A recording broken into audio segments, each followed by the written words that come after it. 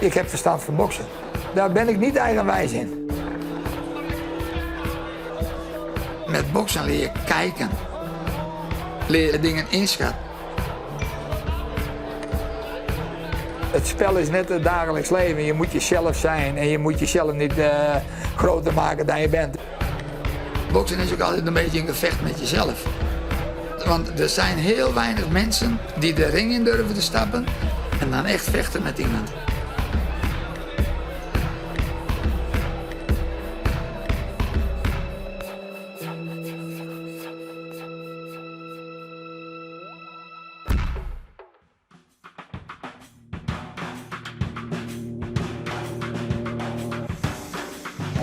Ik moet vandaag op het NK boksen, de finale partij. Hoe heb je je voorbereid? Veel 1-op-1 getraind en met kleine groepen getraind. En we weten hoe deze jongen bokst, dus daar hebben we op getraind.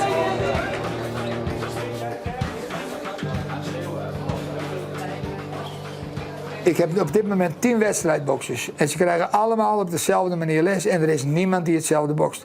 Dat is hoe een mens is. En iedereen die heb je een andere band mee. Wel een band, maar een bepaalde band. Ik kwam voor een proefles. Ik liep de bokschool binnen. De enige stem die je eigenlijk echt hoorde was Piet's stem.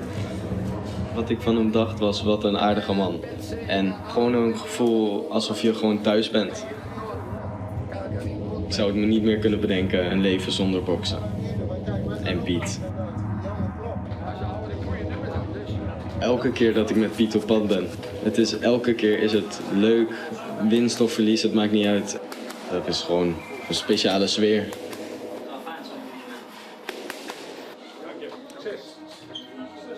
Ik kom uit een milieu weg. En daar was het veilig, helemaal niet abnormaal dat de mannen heel veel dronken en dat de vrouwen heel veel werkten. Ik ben geboren in de schaduw van de Oldenhoven in de Butterhoek van Leeuwarden. En het was de rossenbuurt van de armoede. Mijn jeugd was ook vechten. Vechten om in ieder geval niet in de put te gaan zitten. Dat heb ik ook van mijn moeder. Mijn moeder was altijd positief. Ik lijk aan alles op mijn moeder. Ja, godzijdank. De Prinsentuin was uiteindelijk de eerste boksering waar ik vocht. Het was altijd buurt tegen buurt. Dan gingen we zingend met ons strijdlied gingen we naar de Prinsentuin. En dan was het laatste, maar kom, godverdomme, we binnen niet bang, bang, bang. En we hebben messen van 7 meter lang. Dat was het zowat. Ik ben neergeschoten geweest, laat ik het zo zeggen. Ik ben ook niet altijd een lievertje geweest. Daar wil ik jongeren voor behoeden.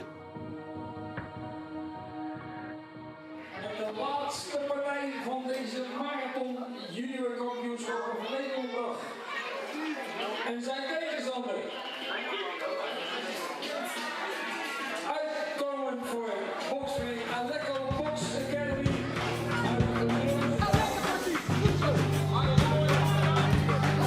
Uit die touwen, doe maar. Doe maar. Doe maar. Juist weer. Lekker fysiek, jongen. 10 seconden, kom op, Alex, kom op. Kom op, Alex, kom op. Goed zo, kom op. Rechts. Als je wint, dan merk je wel dat je goed hebt getraind. Ja, als je verliest, dan ben je toch wel extra gebrand ook om door te gaan. En de volgende keer het beter te doen. Ik heb van een week een droogtrommeltje bij mij thuis naar boven gebracht. Daar heeft een buurman mij geholpen, die is 30 jaar. En ik til dat ding dan neem ik het gewicht en dan loop ik naar boven. En dan hebben we dat ding neergezet en dan staat... En dan zeg ik tegen mijn vrouw van, zie je het verschil wel? Maar dat heb ik niet, maar dat komt doordat ik altijd bezig ben.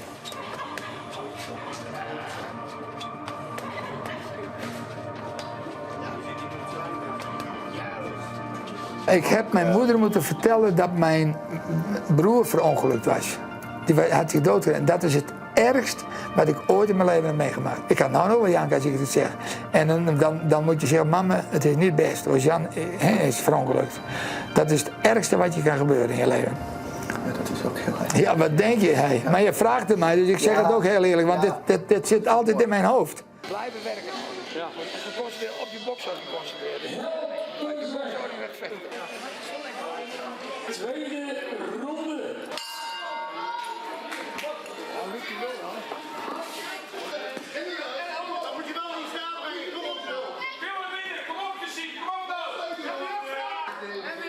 ja, je geeft er best wel veel voor op. Bijvoorbeeld familieverjaardagen, dan ga je niet aan de taart of wat dan ook. Uitgaan doe ik ook bijna nooit. Alcohol drinken eigenlijk ook niet. Negatieve energie, ik geloof daar ook. En negatieve energie, die moet eruit. Die krijg je er niet uit met prakkaseren en op de bank leggen. Nee, die moet eruit. Trainen. Naar die sportschool. Trainen. Alle negatieve eruit. Knallen met die ballen. Ja, daar ben ik van overtuigd. Je moet het ook afdwingen, geluk. En weet je wat het belangrijkste is? Mensen moeten ook geluk accepteren. Ik maak zo vaak mensen bij die zeuren over dingen. Dan denk ik, man, waar heeft het over? Dat is helemaal niks. Gewoon jezelf zeggen, ja, ik moet. Het moet. Wat moet ik anders? Ik moet het doen, ik kan het doen, ik moet het doen. Zo heb ik wel gelopen van, ja, dit kan ik niet accepteren. Ik moet hier wat aan doen en hoe moet ik het doen? Maar ik doe het wel. Alleen, je moet jezelf niet wijsmaken dat je kan vliegen, want dan maak je een foutje. Ik heb ook met jongens in de auto gezeten en dan gingen we naar het boksen en dan zit ik te praten en dan zeggen ze van, ik ben er klaar voor. Ik hoor aan de stem dat het niet zo is. Kan je het wel zeggen, maar dat betekent nog niet dat je het meent. Je moet het menen. Je moet jezelf kunnen opfokken, opblazen. Dat is autosuggestie. Er naartoe, gelijk niet knallen, kom op. Doe maar, weer, kom op. Hij is voor jou, kom op, hij is voor jou. En door. Ik ben vroeger ook op de basisschool gepest. Nou ja, dat neem je wel mee. Maar ik ben veel zelfverzekerder dan eerst. Echt veel meer. Deze jongens, dat is ook echt, nou Jeffrey, echt familie van mij, maar Facit is ook familie van mij. Wij doen ook zoals familie met elkaar doet.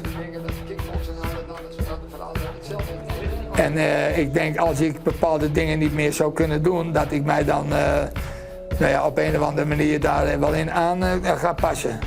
Maar ik denk er nog lang niet over. Het is gewoon zo'n fijne vent en je wil gewoon ook dat het je familie is.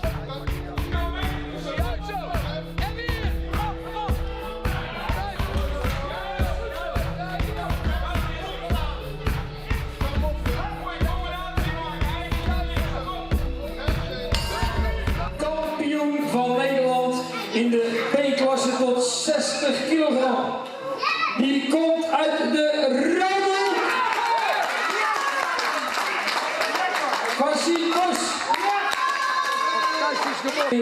Dank u wel en tot maandag om 1 uur beginnen we met de...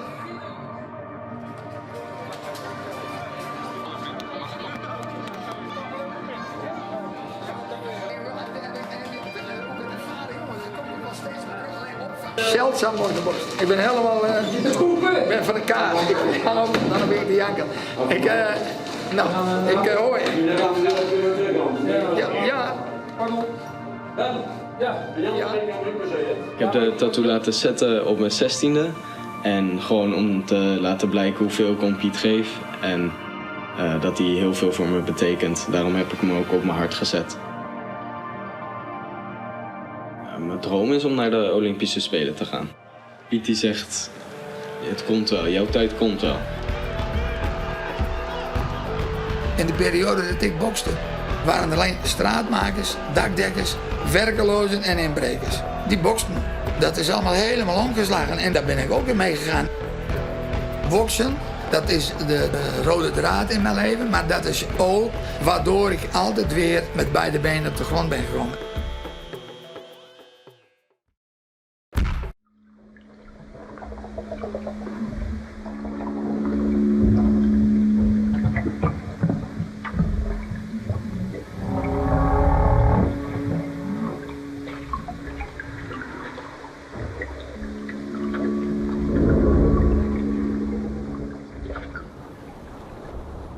Kan ik muziek maken met een walvis?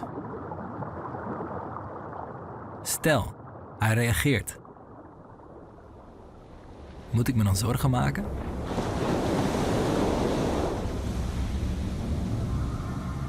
De zang van een bultrug lijkt meer op muziek dan op taal.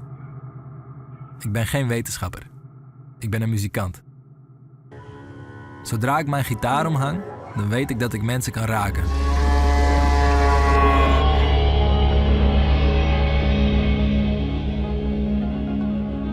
Ik ben Tristan. en ik neem jullie mee op mijn zoektocht.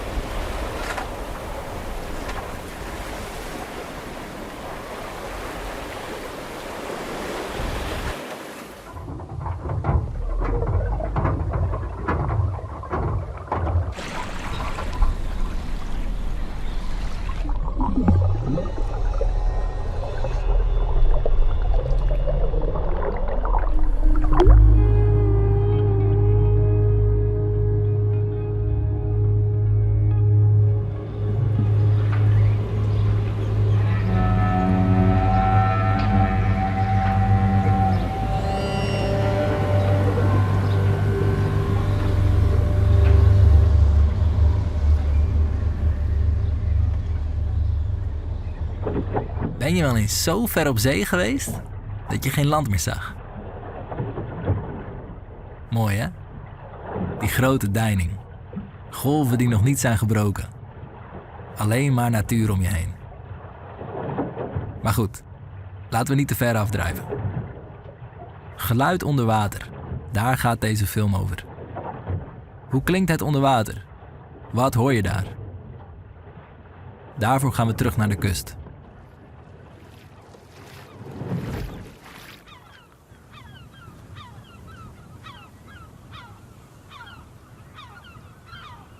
Voor de dieren onder water is horen wat zien is voor mensen. Als je dit hoort, wat zouden ze dan zien?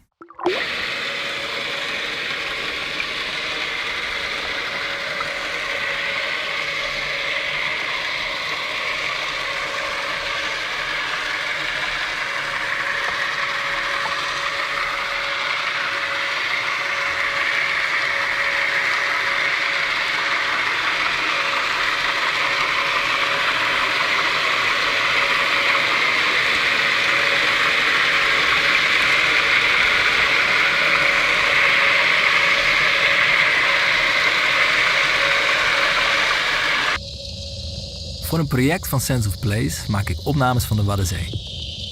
Ik gebruik voor het eerst een hydrofoon om geluiden onder water hoorbaar te maken. Wat doen wij allemaal op zee wat geluid maakt? En wat is de invloed van deze geluiden op de dieren?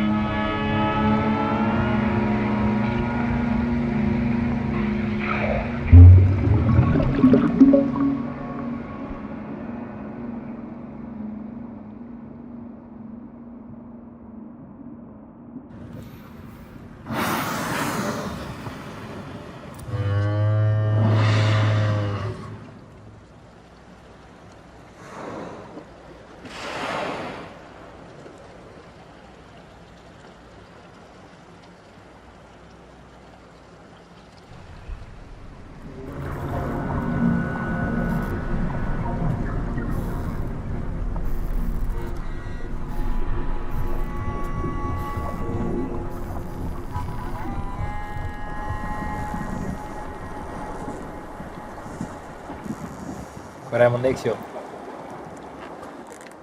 Dat is gewoon niet interessant voor hem, die geluiden. Niet doorgaan. Niet opgeven. Wat zeg je? Niet opgeven, doorgaan.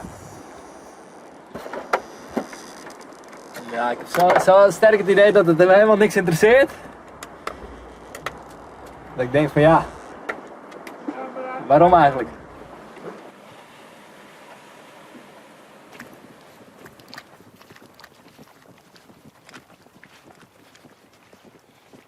Hebben wij invloed op het leven in zee?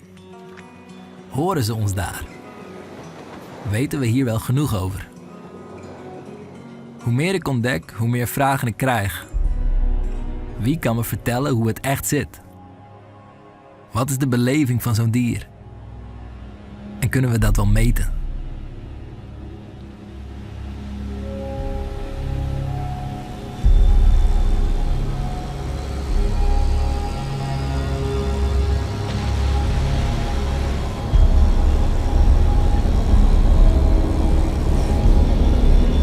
Om dit te onderzoeken wil ik meer reizen maken.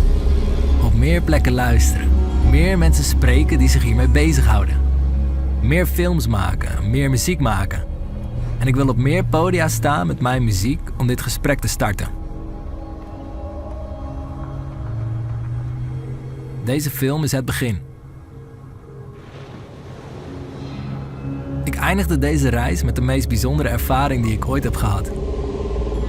Ik heb het geprobeerd. Is het gelukt? Vanaf het schip speelt een opname die ik net heb gemaakt met mijn gitaar.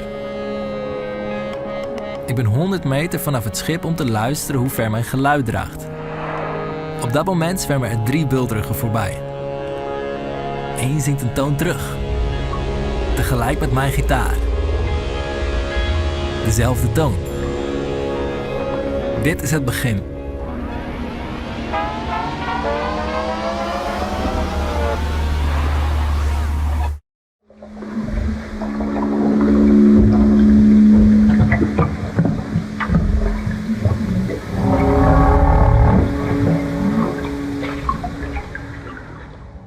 Kan ik muziek maken met een walvis? Ik denk het wel.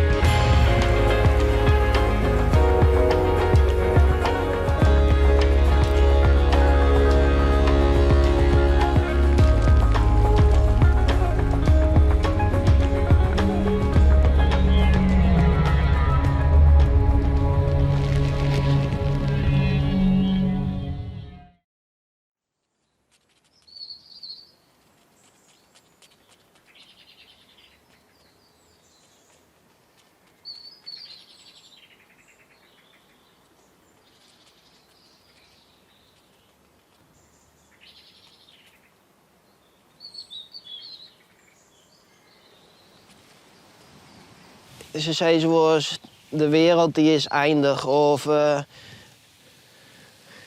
maken wij de wereld, maken wij dat kapot. Wij vernielen alleen het ecosysteem wat de natuur vroeger hier oprichten had, dat hebben wij zo erg verloren. Dat de beesten en alles er net meer aanpassen kunnen. Maar als wij straks fit binnen, het herstelt hem wel, hè. Zo groot ben wij ook net. We zijn maar iets onderdeeltje.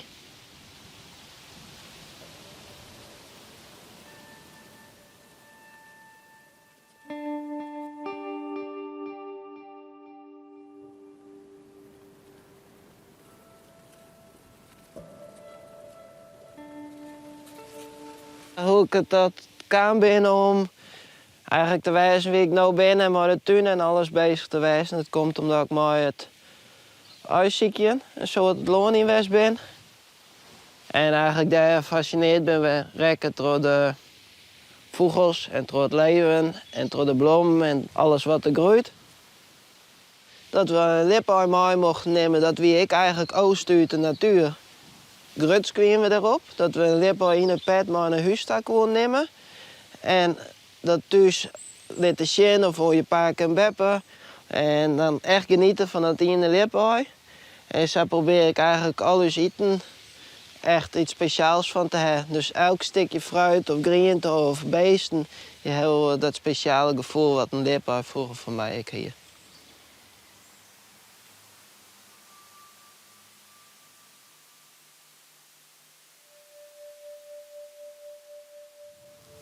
Munt hebben we er nog tussen staan.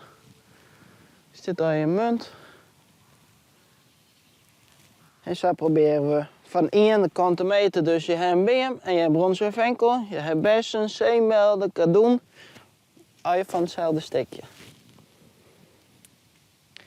Zo werkt het ook in de natuur.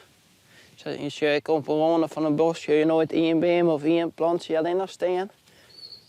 Nee, er staan al je planten staan eromheen.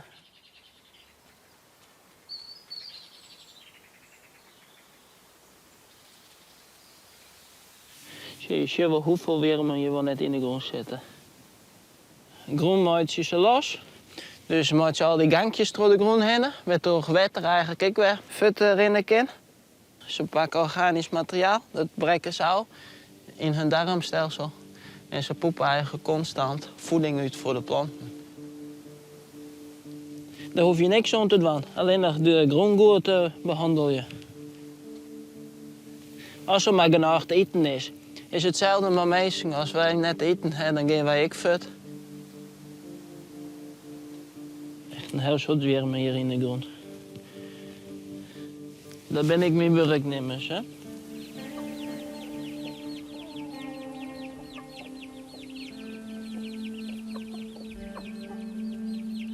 Je kan mensen kun je wel onsturen voor een oerke geen even kofferie. Maar een beest die gaat uit zichzelf de hele dag bezig om gas te eten of om onkruid te halen.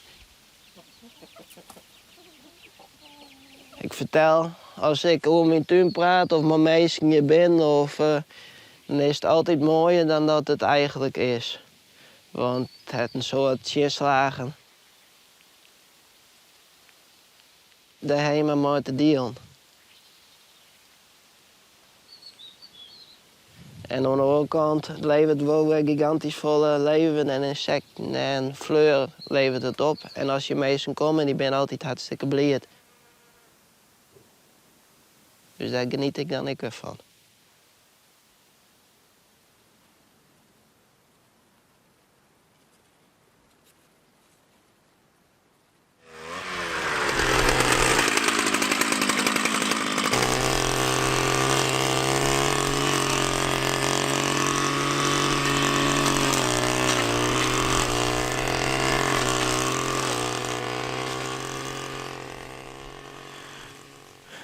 Wij proberen alles met technologie, proberen we alles op te lossen.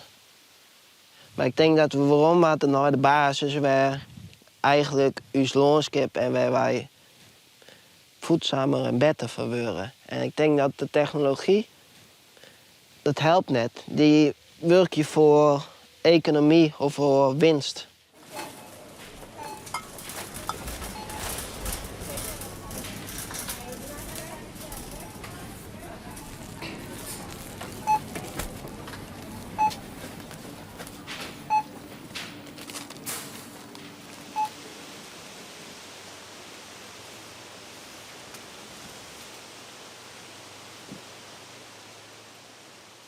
Je leren van de natuur. En dan kun je zien hoe bouwt die grond op en wat voor planten horen daarvan. En hoe kun je dat eigenlijk gebruiken om je tuin eigenlijk een beetje als een natuurlijk systeem te laten werken. We hebben nou die BM en alles plantje dat we gewoon gas doen, dus dat hier geen toevoegde waarde eigenlijk aan het systeem.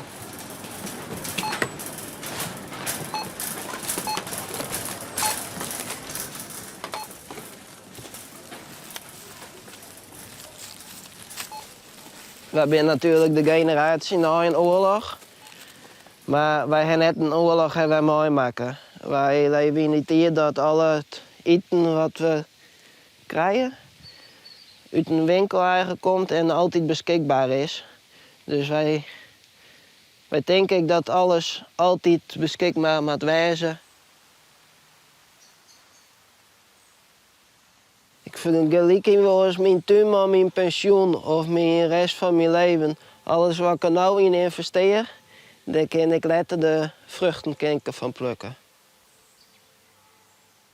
Daarom hoor ik eigenlijk zelf van vaste planten of van vaste bomen of struiken. Die zet je in keer, die behandel je goed. En al uw eten wat we zien willen eten, dat wordt eigenlijk elke keer opnieuw opkweekt. Dus er moet elke keer een heel soort energie in stappen worden om uiteindelijk alleen dat product wat je eet eruit te krijgen.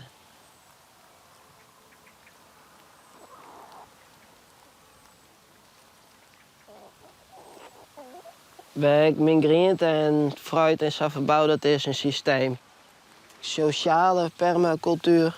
En ik denk dat we mooi zien aan laten zien hoe iets groeit en mooi helpen hoe iets groeit. En dan krijg je de waarderingen voor. En dan snap je wat de prijs is wat je ergens voor vraagt.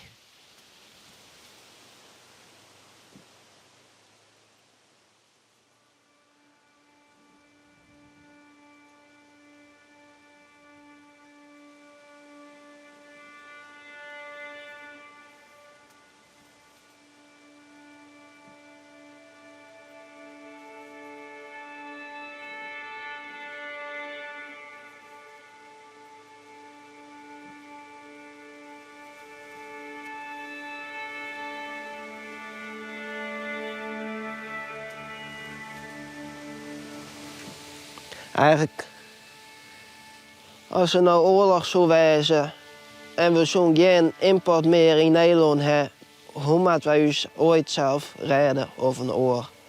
Dat mooie flatgebouwen en huis dingetjes.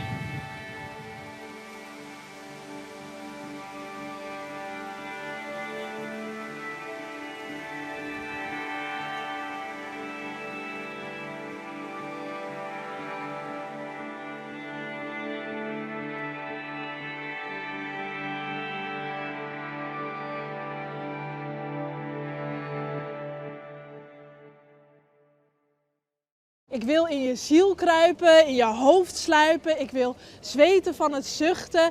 Ik wil nooit meer slapen. Ik wil alles voelen. Ik vertel je mijn verhalen. Nooit meer alleen hoeven voelen. Verluisteren dat we bestaan.